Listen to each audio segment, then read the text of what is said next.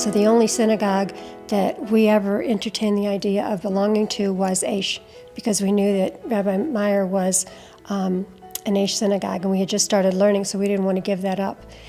And Zachary had the first bris, Orthodox bris, in the entire family. So when they were sitting around the kitchen table and they were benching and they were saying the words about teaching your children Torah and having that be a lasting thing that in your home, part of that prayer really stuck to me about teaching your grandchildren and your children that they should grow up to be Torah learned, and that was really special to me. It was clear from the first interaction that I had with them that they had a serious commitment to Judaism, to the Jewish people, but especially to make sure that their grandchildren would continue with that commitment and that their grandchildren would know more about Judaism, about Torah than they knew growing up. I grew up in St. Louis. We grew up in of course, a Jewish home, but definitely non-observant. And I went to Hebrew school. I was bar mitzvahed, and that was probably the end of that part of my Jewish learning. After we were married, Leah and I,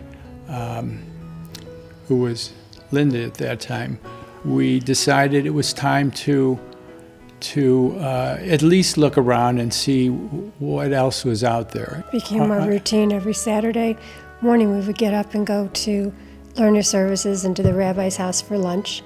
And then that led to every Friday night we would go to the rabbi's house for dinner, for Shabbos, and then we would go to learner services on Saturday and then to lunch. So it just was kind of like spiraled.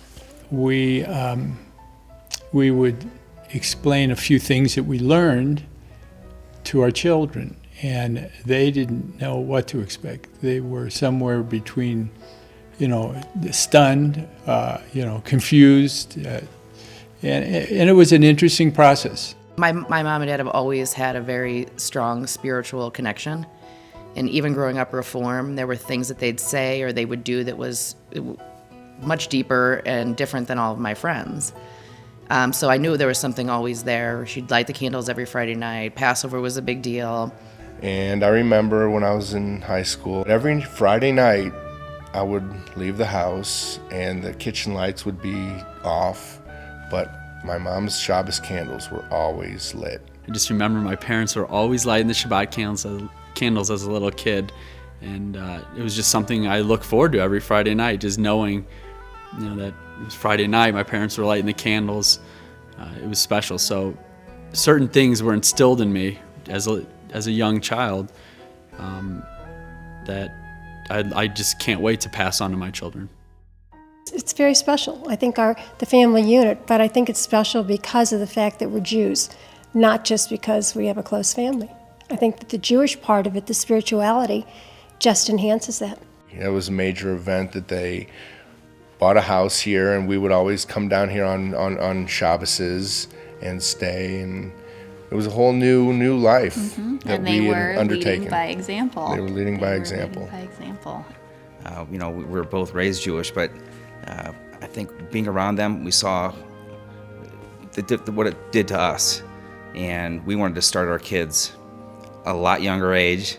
We didn't want them to wait until they were adults to understand it. I'm very appreciative for all the opportunities that I've been given because of them, and the opportunity to become close with the Age community and just have your community around you and have all your family close. It's really amazing. I'm very blessed. That I am. I have amazing parents, and they've done an amazing job. It's almost impossible to put into words how special and how much they've actually taught me, but he's very special.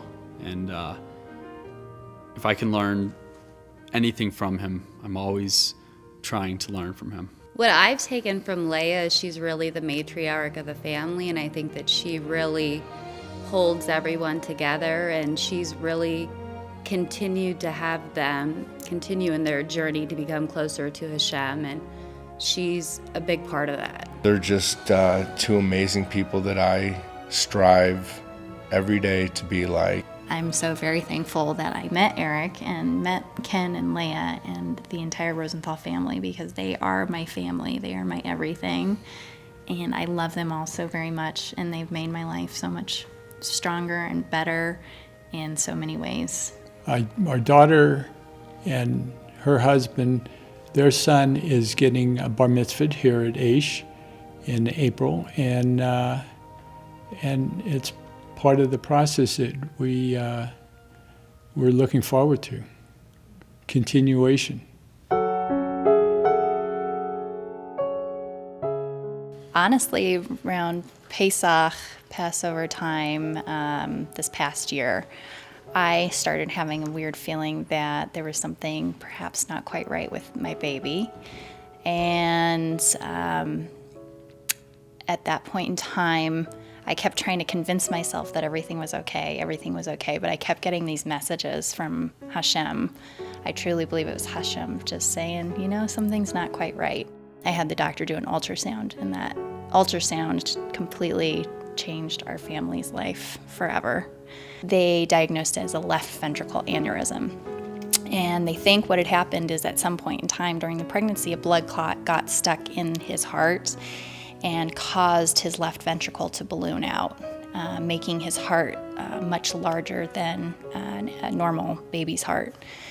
So ultimately, they decided to let me go full-term pregnancy, and I was induced on July 25th, and then July 26th, we had the baby, and he was rushed to the NICU and then over to the CICU at Boston Children's Hospital.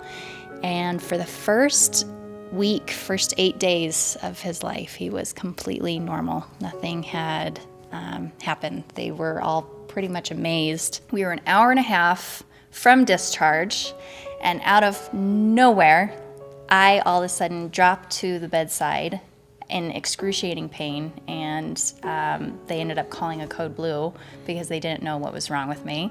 So they rushed me over to Brigham and Women's Hospital across the street, and it ended up that I had an affected appendix. So they removed my appendix, and I was in recovery when I get the phone call from the CICU that Caleb's heart had decompensated and they had to intubate him. Like she said, he was being discharged because he'd done so well all week. The only way to keep him in the hospital was to keep her in the hospital. He had to have open heart surgery at 12 days old, and he spent 93 days in the ICU. It was the hardest thing our family has ever had to deal with. But everybody just joined together and started davening at that point in time. Just the outpour of support from everybody in the community was huge. And I would tell Eric that all the time. And he would say how much he appreciated it. But now that he's back in Denver, he's said to me so many times, you don't know how much you telling me that the prayers and support and everybody in the community, how much that helped me. And how much that helped Katie and how much that helped us get through that. So Even when Caleb, on some of his good days, they were talking about how the community had been davening for him, and it happened to been on that day or right around that. And you have to know that makes some form of impact.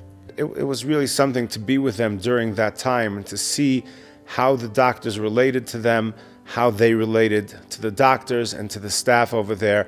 I mean, it was really a Kiddush Hashem. I think it brought honor to God to see and to observe how everybody in the hospital in Boston reacted and interacted with this family. He's today a very, strong, healthy, thriving little baby boy. And it really made a big difference, especially all the davening from everybody in the community. Thank you to each and every single person in the Aish community, and give you a hug. I just want to thank every single person that prayed and said positive things and sent positive energy to my son. Thank you a million times over, because it healed him and it worked. Throughout the years, as our personal relationship developed, their involvement and commitment to Aish Denver also developed. they were also strongly committed to Eish Jerusalem. Ken and Leah had a second chuppah that was officiated by Reb Noach Weinberg in the Old City, overlooking the Western Wall, and at Eish HaTorah in Jerusalem. And they developed a close relationship with Rabbi Weinberg of blessed memory, as well as Eish Jerusalem. Family in Judaism is all important to Ken and Leah. They are so very generous, not only with Jewish causes, but in business. At the end of the day, everything they have extra goes to those in need. Through their generosity to Torah learning and a Torah Jewish environment, they are ensuring that there will always be learning and discovery for their children and their grandchildren, Lador Vador, generation to generation. All of our children live within a few blocks of one another and the shul. We knew that they were going to stay here and raise their children here. And I saw it as a way of first connecting them and having a place for them to feel part of a community. And secondly, of course, or as importantly, the entire congregation. There's something going on in this part of town, and it's really very special. All that we've been blessed with is not because how smart we are, how lucky we are, but it's all a gift from Hashem. And since He gave us this gift, it's only ours to use as I think that He would like us to use it. And so I think that having future generations of Jews and more Jews and more Jews is very, very important. When Ken and Leah made the commitment to dedicate this building in memory of their parents, it showed both a reverence, a respect, and an honor to their parents, and letting their parents in heaven know that they are living the lives that they would be proud of, and making sure that the legacy of commitment to God, the Torah, and the Jewish people would be passed on to their children and their grandchildren, that they will know what's important in life. They will know what it means to be a Jew. They will know what it means to study Torah. They will know what it means to relate to God and have a relationship with Him throughout their lives. But it's not just for their children and for their grandchildren. This is something that will be conveyed to hundreds, if not thousands, of children and Jewish families in the future, that will allow them to lead more meaningful and fuller lives as part of the Eish HaTorah family and beyond.